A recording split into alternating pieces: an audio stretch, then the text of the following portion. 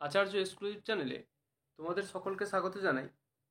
আজকে class 10 ABTA test পেপারে history page 120 থেকে যে সমস্ত 2 নম্বরের প্রশ্নগুলো আছে সেগুলোর উত্তর নিয়ে আজকে আলোচনা করব। আর এর আগের ভিডিওতেই কিন্তু আমি 95 পেজ থেকে যে সমস্ত 2 নম্বরের প্রশ্নগুলো আছে সেগুলোর উত্তর নিয়ে আলোচনা করেছি।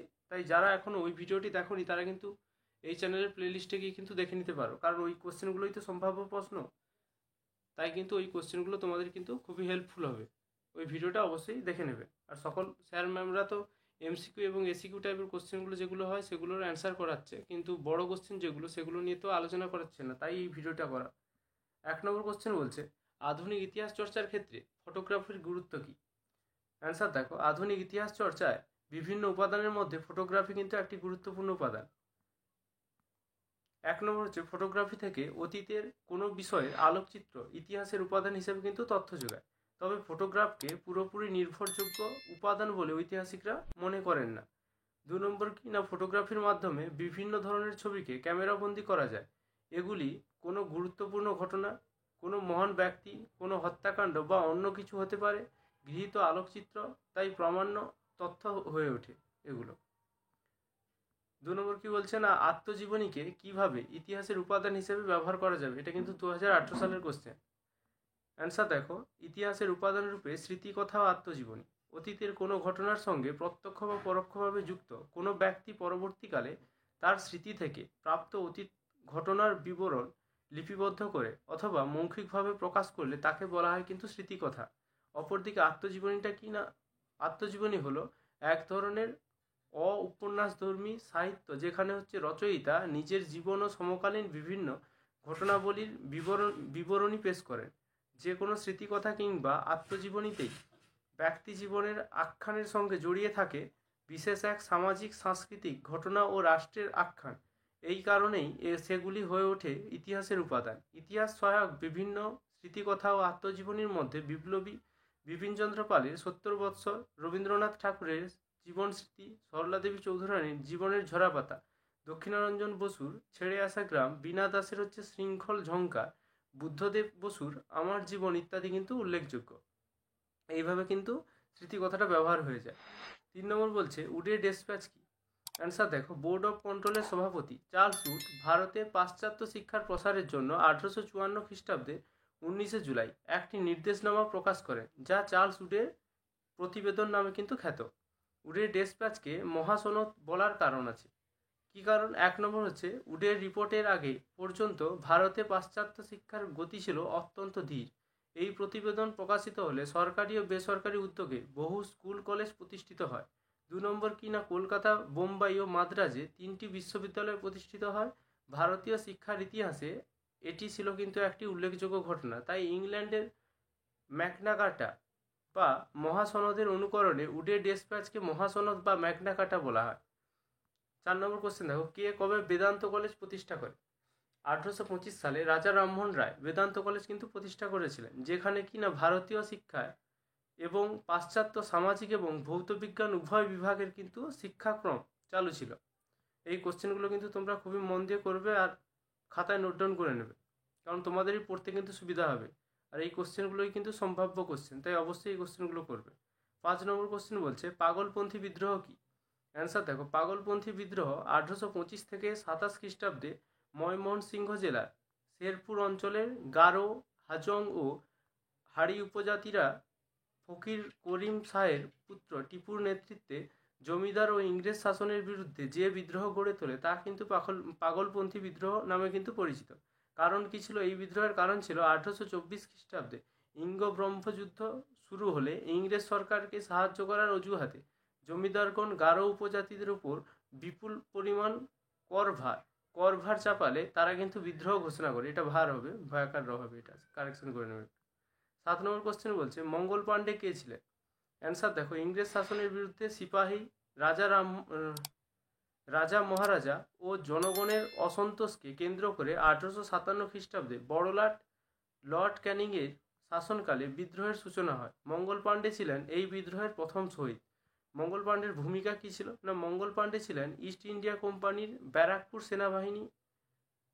সেনানিবাসের 34 নম্বর বেঙ্গল আর্মির সিপাহী ছিলেন কিন্তু এই মঙ্গল পাণ্ডে। এনফিল্ড রাইফেলের ব্যবহারকে কেন্দ্র করে হিন্দু মুসলিম সিপাহীরা ধর্মনাশের আশঙ্কা করে এবং মঙ্গল পাণ্ডের বিদ্রোহের মাধ্যমে এর কিন্তু বহিঃপ্রকাশ ঘটে। 8 নম্বর কোশ্চেন, এটা খুবই ইম্পর্টেন্ট কোশ্চেন, দেখবে মহারানীর ঘোষণাপত্র কি? অ্যান্সার দেখো, 1857 খ্রিস্টাব্দের বিদ্রোহ দমনের পর 1858 খ্রিস্টাব্দে ইংল্যান্ডের রানী ভিক্টোরিয়ার পক্ষ থেকে একটি ঘোষণাপত্র জারি করা হয়। মহারানীর ঘোষণাপত্র এলাহাবাদে এক দরবারে 1 নভেম্বর 1858 খ্রিস্টাব্দে লর্ড ক্যানিং এই ঘোষণাপত্রটি কিন্তু পেশ করেন। এই ঘোষণাপত্রে কি বলা হয়? 1 নম্বর হচ্ছে সত্যবিলোপ নীতির অবসান করা হবে। 2 নম্বর, যোগ্যতা অনুসারে ভারতীয়রা সরকারি পদে নিযুক্ত হতে পারবে। 3 নম্বর, ইংরেজরা আর রাজ্য বিস্তার করবে না।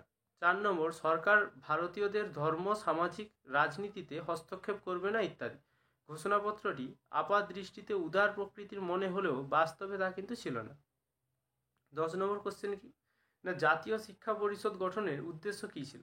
অ্যান্সার দেখো, 1 নম্বর উদ্দেশ্য ছিল কি না জাতীয় আদর্শ অনুসারে সাহিত্য বিজ্ঞান ও কারিগরি শিক্ষাদান করা। 2 নম্বর, শিক্ষার্থীদের মধ্যে দেশ সেবার মনোভাব জাগিয়ে তোলা। 3 নম্বর, নৈতিক শিক্ষাদান আবশ্যিক করে তোলা।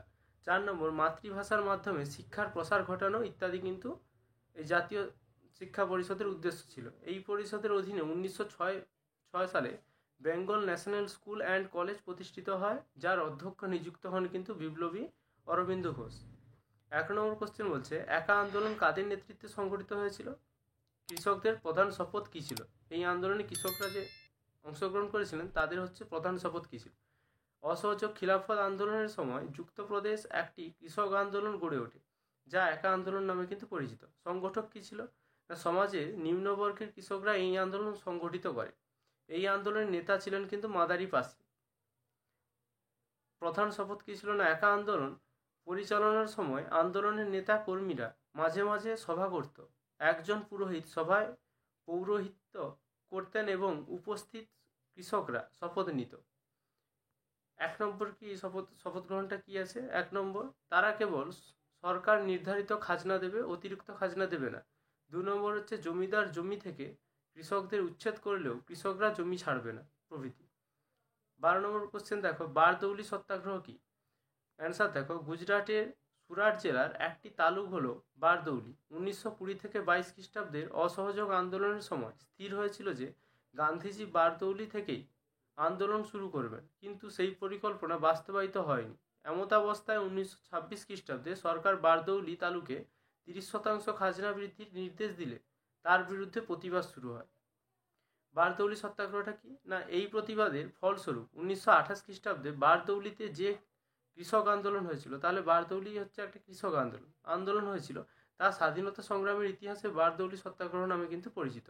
বারদৌলি সত্যাগ্রহের প্রধান সংগঠক ছিলেন সর্দার বল্লভভাই প্যাটেল। 13 নম্বর কোশ্চেন দেখবে, কাদের বিরুদ্ধে মিরাট ষড়যন্ত্র মামলা কিন্তু শুরু হয়? 1929 খ্রিস্টাব্দের মার্চ মাসে বোম্বাইতে শ্রমিক শ্রেণী সাধারণ ধর্মঘট পালন করলে তা কঠোর হাতে দমনের জন্য সরকার নানা দমনমূলক পন্থা অনুসরণ করে। সরকার বিরোধী ষড়যন্ত্রে অংশগ্রহণের জন্য সমগ্র ভারতের খ্যাতনামা 33 জন কমিউনিস্ট ও কৃষক নেতাকে গ্রেপ্তার করে ব্রিটিশ সরকার মিরাট ষড়যন্ত্র মামলা কিন্তু শুরু করে। অভিযুক্তদের মধ্যে কারা ছিল? মজফফর আহমেদ, এস.এ. ডাঙ্গে, পি.সি. যোশী প্রমুখ। 14 নম্বর কোশ্চেন, গান্ধীবুড়ি বিখ্যাত কেন?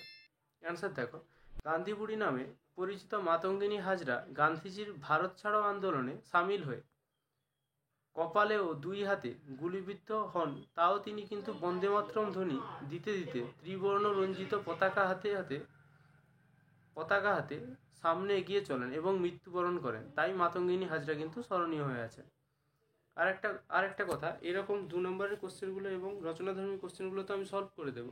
যারা এখনও পর্যন্ত ভিডিওটিকে সাবস্ক্রাইব করোনি তারা কিন্তু সাবস্ক্রাইব করে রাখো, কারণ এই কোশ্চেনগুলো তোমাদের কিন্তু ফাইনালে খুবই হেল্পফুল হবে। 15 নম্বর কোশ্চেন বলছে, লাইন অফ কন্ট্রোল কি? ভারতের উত্তরে ভারত ও পাকিস্তানের সীমান্তে অবস্থিত দেশীয় রাজ্য হলো কাশ্মীর। এখানকার রাজা হরি সিং স্বাধীন থাকতে চেয়েছিলেন, কিন্তু পাক হায়দাররা দেখবে একটু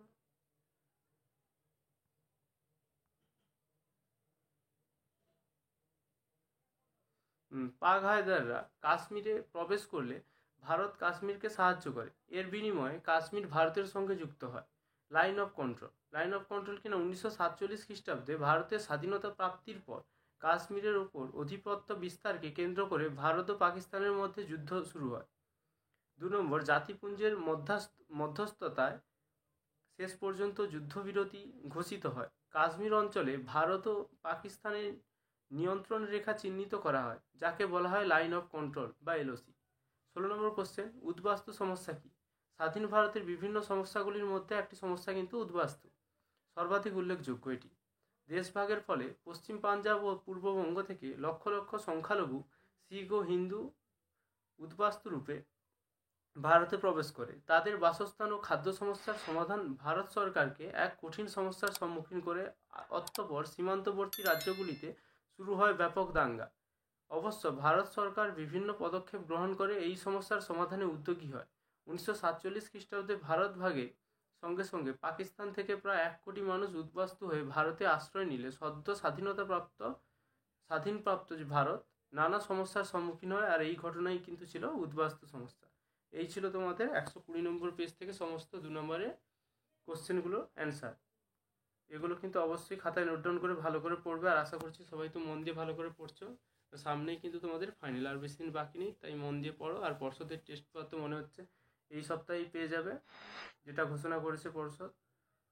পেলেই কিন্তু ওই যে পর্ষদের টেস্ট পেপার ওইটাও কিন্তু ভালো করে করবে। আর এরকম ভিডিওগুলো পেতে চাইলে অবশ্যই চ্যানেলটিকে সাবস্ক্রাইব করবে, আর ভিডিওটি ভালো লেগে থাকলে অবশ্যই লাইক প্রদান করবে।